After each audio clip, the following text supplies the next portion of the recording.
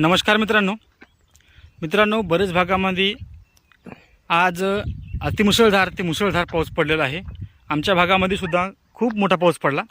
सकाळी साधारण 4 वाजेपासून तर 9 वाजेपर्यंत साधारण 5 तास कंटिन्यू मुसळधार पाऊस पडला आणि याच्यामध्ये आपल्या हरभऱ्याला थोडंफार प्रमाणात नुकसान होणार आहे। तर हे जर नुकसान आपल्याला टाळायचं असेल तर काही उपाययोजना करणं आवश्यक आहे। तर ती उपाययोजना मी आजच्या व्हिडिओमध्ये सांगणार आहे। तर मित्रांनो, आता अतिपाऊस झाल्यामुळे याच्यावर बुरशी येण्याची दाट शक्यता आहे आणि त्याच्या नियंत्रणासाठी आपल्याला 2 स्प्रे काढणं आवश्यक आहे। तर पहिल्या स्प्रेमध्ये आपण रोको हे उद्याला, म्हणजे आज 27 तारखेला पाऊस पडला तर उद्याला आपल्याला याच्यामध्ये रोकोची फवारणी घेणं आवश्यक आहे आणि पुढच्या वेळेस 5 दिवसांनी पुन्हा रोकोची एक फवारणी याच्यामध्ये घ्यावी लागेल।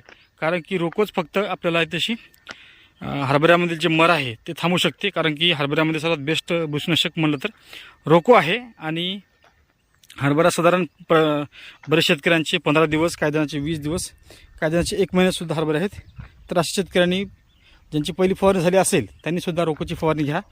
कंटिन्यू 2 फवारण्या रोकोच्या काढा आणि रोकोचीसुद्धा थोडीफार किंमत कमीच आहे आणि अशा ठिकाणी आपल्याला रोकोचे जर 2 स्प्रे घेतले तर हरभरा आपला जाग्यावर येते। ज्यांचे हरभरे एकदम झोपले, मातीमध्ये लोळले, अशा शेतकऱ्यांनीसुद्धा रोकोच्या 2 स्प्रे काढले तर 70 ते 80% नुकसान आपलं कव्हर होऊ शकते। कारण की याच पद्धतीचा पाऊस 2021मध्ये याच पद्धतीचा पाऊस पडला होता आमच्या भागामध्ये।